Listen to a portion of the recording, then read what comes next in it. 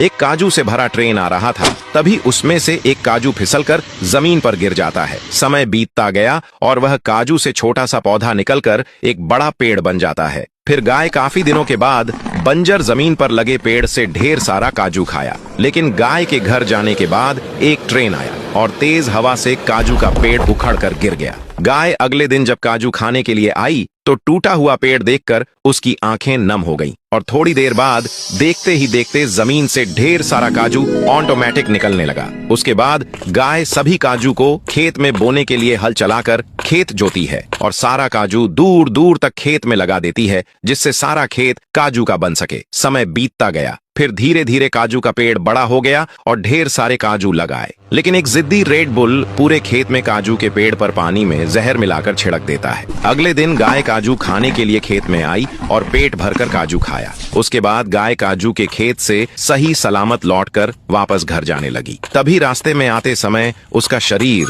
धीरे धीरे काजू का बन गया। इतना कुछ होने के बाद भी गाय को कुछ नहीं पता था कि उसके साथ क्या हुआ है। तभी रास्ते में एक रेड बुल काजू के लालच में उसका पीछा करते हुए उसे पकड़ने लगता है। वह भागते हुए जंगल में चली जाती है, लेकिन कुछ आदिवासी लोग उसे देखकर हैरान हो गए और आदिवासी लोग भी काजू के लालच में गाय को दौड़ा दौड़ा कर पकड़ने लगते हैं। उसके बाद गाय अपने जान बचाने के लिए भागते हुए एक गरीब गांव में चली जाती है। गाय डरते डरते आगे बढ़ती गई, लेकिन वे लोग पहली बार काजू की गाय को देखकर हैरान रह गए। लेकिन फिर भी गांव के लोग उसे अपने साथ रखते हैं, क्योंकि ये लोग बड़े दयालु होते हैं। उसके बाद गाय के रहने के लिए सभी लोग पैसा इकट्ठा करके अच्छा सा घर बनवाया। एक दिन गांव के लोग गाय को घुमाने के लिए शहर में लेकर जाते हैं। तभी अचानक बीच रोड पर ही गाय बिना रुके ढेर सारा काजू देना शुरू कर दिया। फिर गांव और शहर वालों के बीच बहस हो गई, क्योंकि दोनों पक्ष गाय को लेना चाहते थे। शहर के लोग कहते हैं कि यह गाय शहर में आकर काजू दिया है, इसलिए यह हमारी हुई।